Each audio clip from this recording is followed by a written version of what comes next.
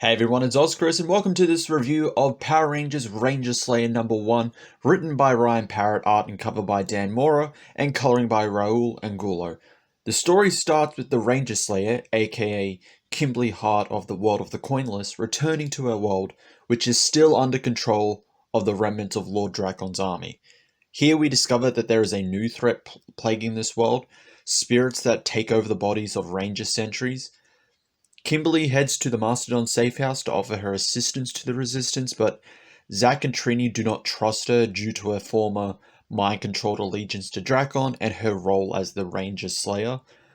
But with support from Bulk, they reluctantly accept her assistance and they head towards the source of the spirits, the Ranger's former command center, where inside we discover that the source of the spirit is none other than the spirit of Rita Repulsa, who reveals that Trini resurrected her in hopes that she would redeem herself by defeating Dracon's forces.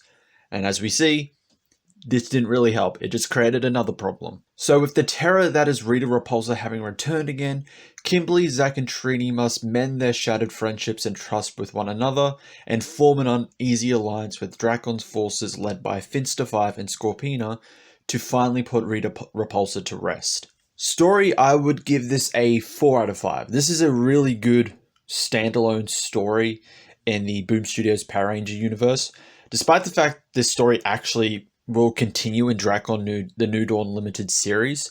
This issue alone I found would be just a satisfactory and good conclusion to the World of the Coinless, that whole alternate timeline and universe.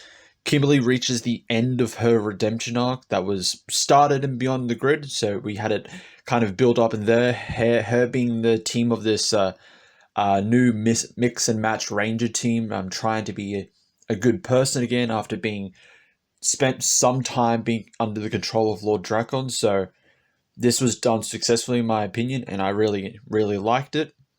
And Trini in particular was a character that stands out in this comic as well, and she goes through her own kind of small mini arc in this story. And still not trusting Kimberly, turns out that she went to desperate measures in order to save the world, and her coming to terms with her decision and then having to trust Kimberly again, despite the fact what Kimberly has done when she was mind controlled. So that was done really well. There's nice references to Adam and Aisha being the black and yellow Power Rangers by using the Mastodon and Sabertooth Tiger Sentry outfits, and Bulk and Skull reuniting in this universe, because if I remember correctly, they're never synced together because Skull is the leader of the Tyrannosaurus sentries, I think under disguise, incognito, and then Bulk is with the Resistance. So naturally, those two, which are always a comedic pair, they're always seen together, apart from in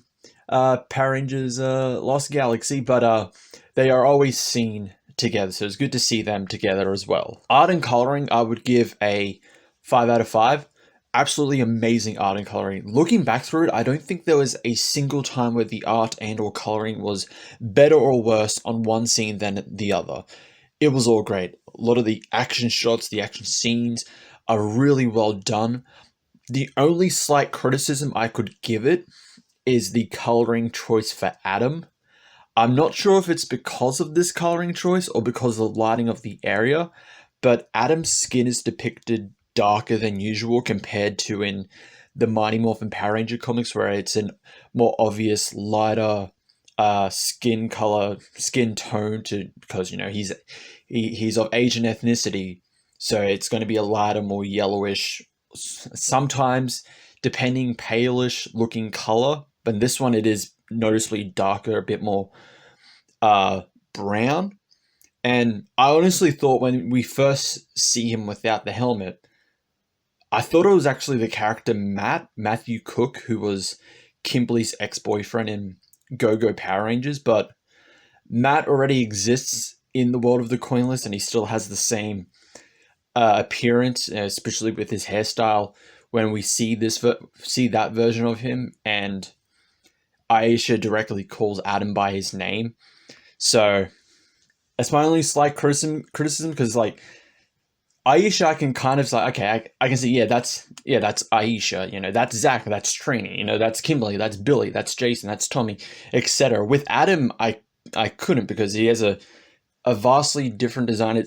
They kind of went with a more uh not particularly savage, but more almost dystopian looking look with Adam. You know, his hair's a bit bigger, longer, kind of with Turbo, but not to that I would actually say, yeah, kind of similar to how he looks in Turbo, but but I don't even really consider that's Adam's look when I think of Adam. I don't think of, oh, Turbo Adam, obviously. I think of Mighty Morphin Power Rangers Adam. That's his most, distinguishable and noticeable, like, kind of appearance, his kind of look.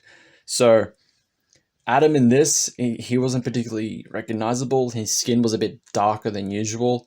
I mean, you could make the argument that he's always wearing the helmet, so he's not getting any sun on his skin, so it's naturally just made his face a bit darker. But I don't know, it was very obvious that Adam just looked really different in this universe compared to how noticeable, how recognizable all of the other, like, alternate universe characters are to their mainline counterparts.